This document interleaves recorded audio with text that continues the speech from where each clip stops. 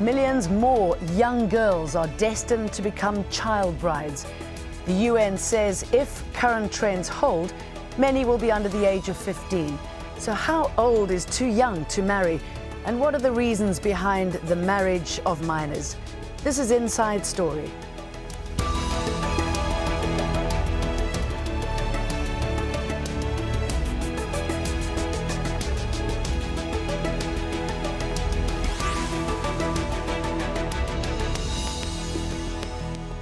It is a culturally sensitive issue and one that draws a range of reactions from different countries and different communities. The marrying off of young girls. Critics argue it's fraught with danger, damage and discrimination, a violation of human rights. And the UN is worried. It's predicting that 140 million girls will become child brides between 2011 and 2020. That's more than 14 million girls a year.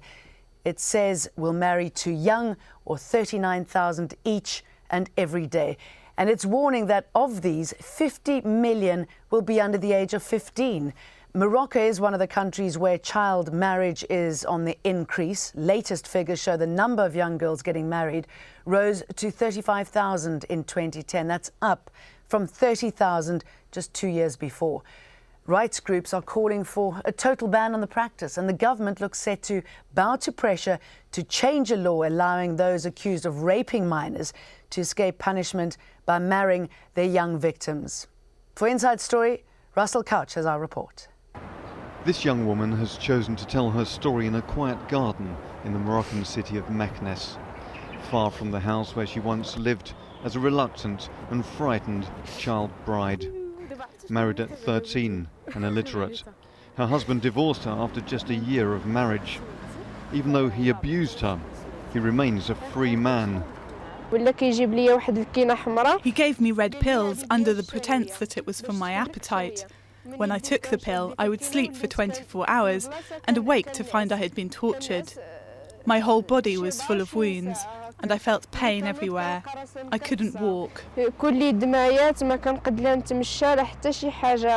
Fadwa Misk is the director of an online blog in Morocco. She receives testimonies like these by the dozen on the website she created 2 years ago. The site's dedicated to female victims of discrimination that the Moroccan law may not protect. Take the case of a 23-year-old woman who is already the mother of an 8-year-old girl from her latest marriage. This exposes a kind of human trafficking, veiled behind the legality of marriage. D'un voile en fait légal, qui est celui du mariage. Moroccan law prohibits girls and boys under the age of 18 from getting married, but judges can use their discretion on a case-by-case basis. The Justice and Development Party wants to make 16 the minimum age. Activists are calling for an outright ban on the marriage of minors. It's not enough to protect women and girls from violence. Feminist and human rights movements under the umbrella of the Springtime of Dignity group have demanded the revision of the penal code entirely and have presented very thorough proposals. Proposals they hope will not just protect young girls, but eliminate child marriage altogether. Russell Couch for Inside Story.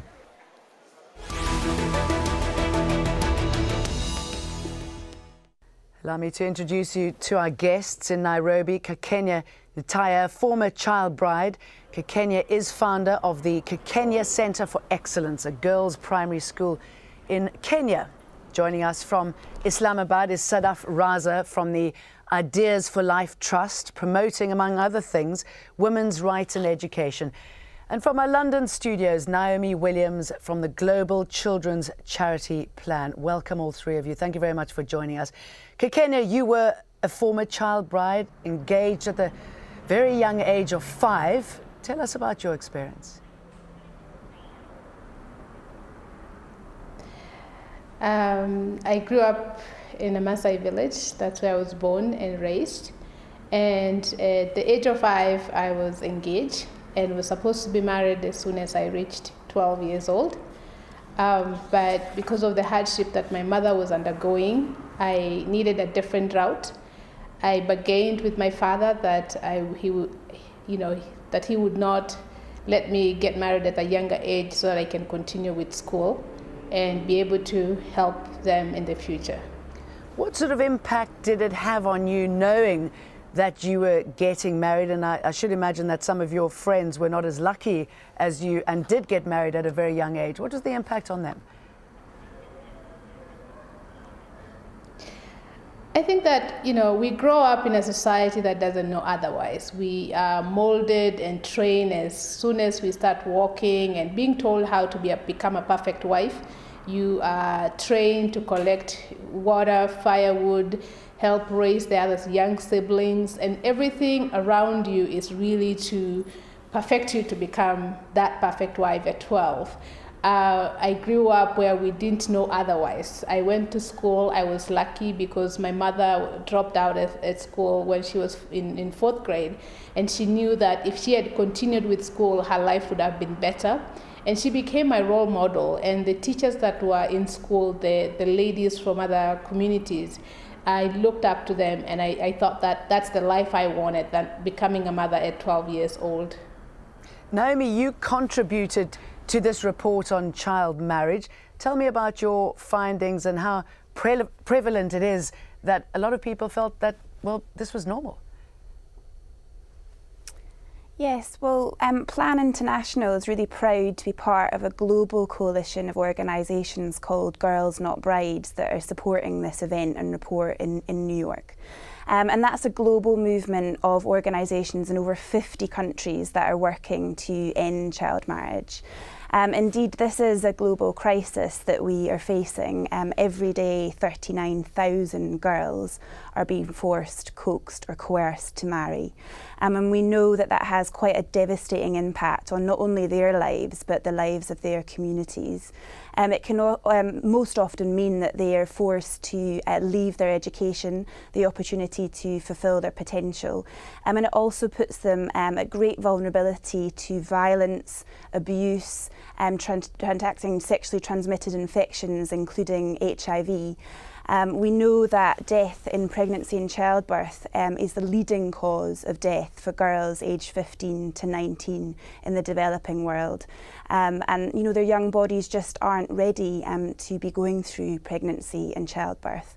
So this is a global crisis that we need to urgently address, and that's why Plan, through our Because I'm a Girl campaign, is advocating for an urgent end to this practice.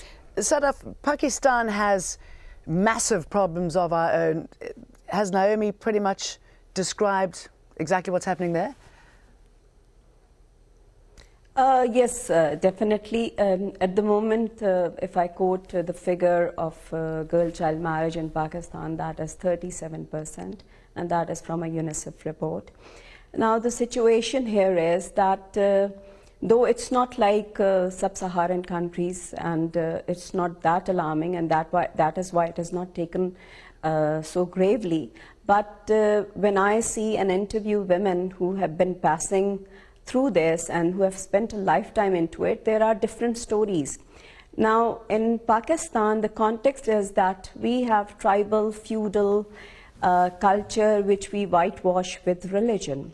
So most of these girls which we see who are married at a young age are victims of, practices like Wani and Swara and Vatta Satta, exchange or barter marriages.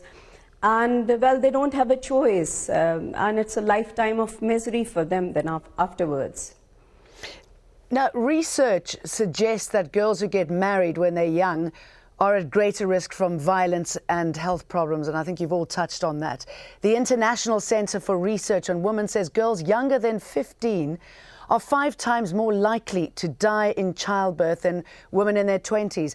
And pregnancy is now the leading cause of death worldwide for women aged 15 to 19 in the developing world. It adds that girls who marry before 18 are more likely to experience domestic violence and sexual abuse. And child brides affected in this way show feelings of hopelessness, helplessness, and severe depression. Kenya, do child brides suffer from more violence and abuse because they're just too young to be able to put a stop to what's happening to them? Exactly, and I think that the reason why I really focus on education is really to empower the girls to be able to speak up. When they are married young, they are most likely to be abused. They are most likely, you'll see a lot of sexual harassment. There are a lot of, obviously we've talked about the deaths during childbirth and all that. And then most importantly, their dreams are really destroyed. Their life become that of, they grow old when they're young, and their childhood is robbed from them. And that is a very sad story, because a girl has a dream the same way a boy has. And my focus and the focus of our organization is really to empower the girls, to give them an opportunity to go to school so they can, get an education so they can better their lives. And the longer they stay in school, they will not be married at a younger age, and they're likely to speak up against all the violence that goes on around them. Naomi, I saw you nodding your head there. I guess that education is key so that they can stand up and speak out, have the confidence to do that, and also better empower their families. And the end game to that is to bring them out of poverty eventually. Yes, Plan is campaigning very hard for girls to be able to complete a quality education. We're calling for girls to be able to complete at least 9 years of quality education. And yes, as you've mentioned, one of the main reasons behind that is that education can provide a viable alternative to girls, in contrast to child marriage. And we know from our experience working with communities that if you increase not only a girl's understanding of her rights and the power and potential of education, but also work with her family and her community and traditional and cultural leaders to really help them understand that education can be a viable alternative. I mean, we know that if you educate a girl, she's much more likely to be healthier, as is her family and children, and indeed go on to help in poverty for her country and indeed the world. Is this a self-perpetuating, excuse me, jumping in here, cycle though, that if it's happened to the girl, it's likely to happen to her child as well, that she will eventually find nothing wrong with it? Yeah, I mean, I think, these are very held, deeply rooted cultural norms that we are working with here. But I think that's really key to the approach that Plan takes, is that we work alongside communities to support them. Key to what we do is working with traditional and cultural leaders. We work in over 55,000 communities around the world. And we work with them to do their own advocacy and awareness raising activities to really challenge those deeply rooted causes to child marriage. Now, not surprisingly, this has prompted some strong discussion online. And these comments come from our Facebook page. Matt Gillett says child marriage is culturally specific for sure. Just because it opposes a Western ideology, that doesn't make it wrong. Maria Al-Shimi says that this practice is disgusting. These marriages are cultural and only to satisfy the parents, with some even selling their children. I don't care what culture, it is abhorrent.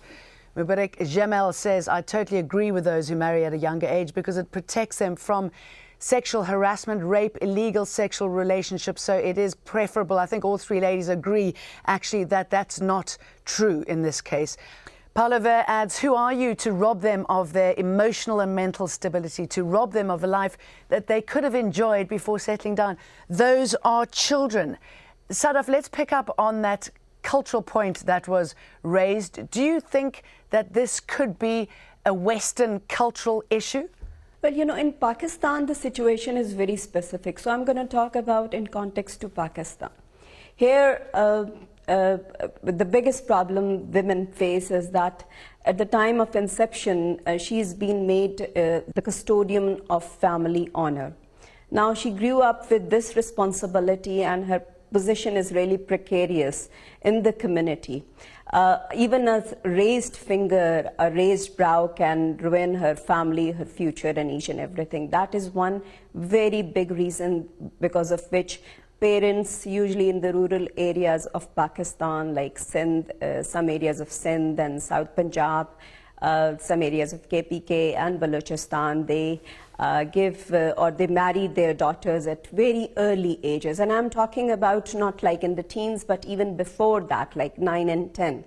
At least they are put into that nikah, the contract of nikah, and the marriage contract, and the marriage is consummated supposedly after puberty. So protection and security is one very biggest issue, because girl being the custodian of this honor, the family honor, there are blood feuds, there are enmities, and often the women fall victim to all this. So this is one situation, and this mindset, of course, this is what we feel, that we need to change this mindset regarding girls, that people need to take responsibility of their own honor and do not put women at that position where she receives all this just because she's been placed in that position.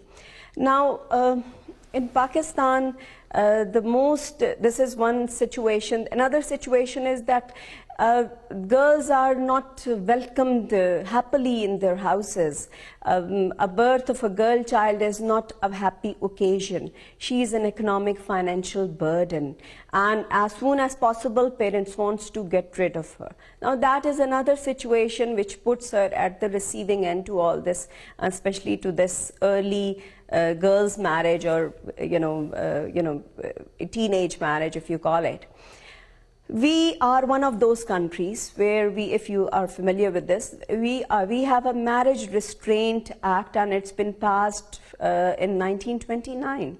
But unfortunately, even with that legislation, we have the recorded number, as I have given, is 37. And of course, if you rely on, if you look at it otherwise, then girls are getting married at 12, 13 and 14 years Well, you've raised an important point here, the fact that people can't rely on the law. I mean, Ken, you say that your father was a policeman and you had to go behind his back to get what it is that you want. I mean, how would it be possible to impose law when cultures don't agree with that law?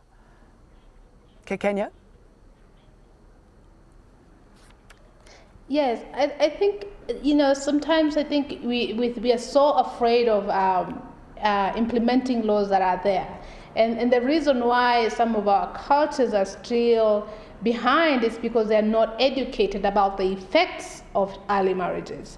They're not educated that, they're seeing the effect, but they don't know. They're not linking that a child is dying when she can die during childbirth because she's young and her body is not, they're seeing these things. But because they're not educated about it, then they're likely to stay in that thing. I think it's not about imposing the laws, it's about educating the people about the importance of letting the girls continue with school, the importance of letting them know that if they delay their marriage, they don't end up going into poverty, they don't end up, their life don't end up there. So it's really not about the imposing the law, it's about educating the people about the law. So if people are educated, there's more chance that the law will then take hold there. Naomi, let me just go back to something. We were talking about the impact of girls, and I find this particularly horrible. Forcing young girls into sex and childbirth, I mean, it can rip their vaginal walls, and internal ruptures called fistulas they can get, which can lead to lifelong incontinence. I mean, basically leaking urine and feces. I should imagine that can make them into pariahs in their community. Yes, I think picking up on the issue we're discussing around culture, when the facts are very clear that marrying young has severe health as well as mental risks for girls, they experience severe vulnerability to violence and abuse and medical problems, as you've mentioned.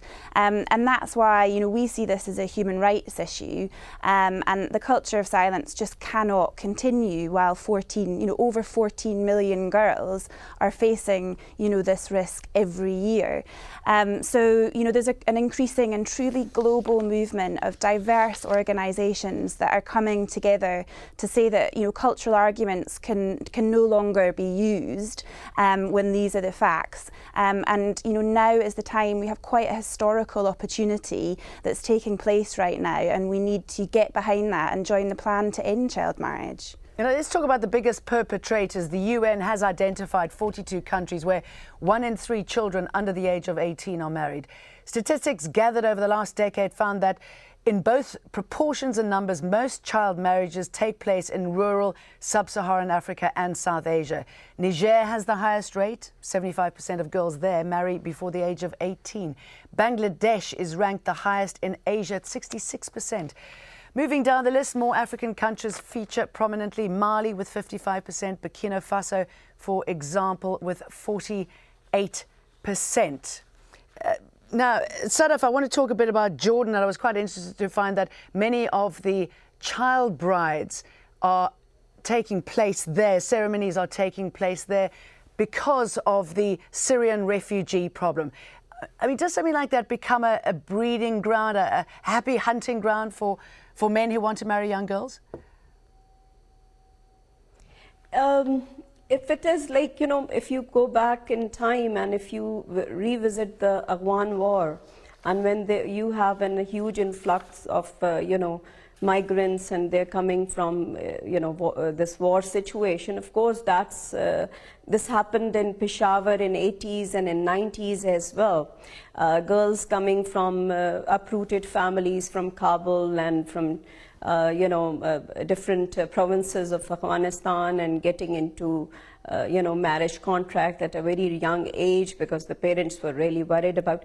Yes, I can see that if it is happening in Jordan. I have a chance of living in Syria as well, so I do understand there the trend is to marry girls in, maximum in 19, 20, 21. So of course, when this situation is going on, definitely this must be one of the issues on the minds. And there's so many issues, aren't there? I mean, and I know it's a particularly gruesome subject that we're dealing with today, and in the half an hour that we've been talking, something like 1,500 girls have been married. Naomi, is there a light at the end of this tunnel for this story? Is it going to get any better? Yes. I think, today as we're talking, a key meeting is taking place at the United Nations Commission on the Status of Women, and PLAN and a whole host of organisations are supporting the Commission on the Status of Women to make really strong commitments towards ending child marriage. And indeed, a whole group of organisations are supporting the United Nations to work towards a UN resolution on child marriage. And we believe that can really galvanise momentum both at the international but also at the national level to agree really concrete action plans towards ending child marriage. And that can mean working at the community level, as I mentioned, with traditional and religious leaders to really try and overcome all of the aspects of a girl's life that leave her more vulnerable to child marriage. Likewise, at the Commonwealth level, the Commonwealth heads of government in their last communique came out and committed towards taking measures to end child marriage. So we're really seeing a huge movement and move forward towards ending child marriage, and PLAN and other organisations are really supportive of that. We cannot afford to miss this opportunity. Kenya, do you feel that there is some sort of momentum to stop this and give women and children the respect that they deserve? I think it comes from both levels. I think that there's a lot of international speaking and a lot of national, but until we really empower the local communities to take action, it can just become a talk. And I think I go back to the reason that I've been able to work for the UN, and sometimes you feel that, yes, the laws are there, but who is going to be implementing them? You start talking about the chief, who is not, the chief is coming from the same locality, who believes in the same laws, who believes in the same cultural issues. So it really has to come in both ways. Let's leave this inside story and that topic. Kenya Nataya talking there, Sadaf Raza and Naomi Williams, thank you very much. Thank you as well for joining us on this edition of Inside Story. A reminder that you can find this program on our website, aljazeera.com. Why not leave us your comments there? Thanks again for watching. Goodbye for now.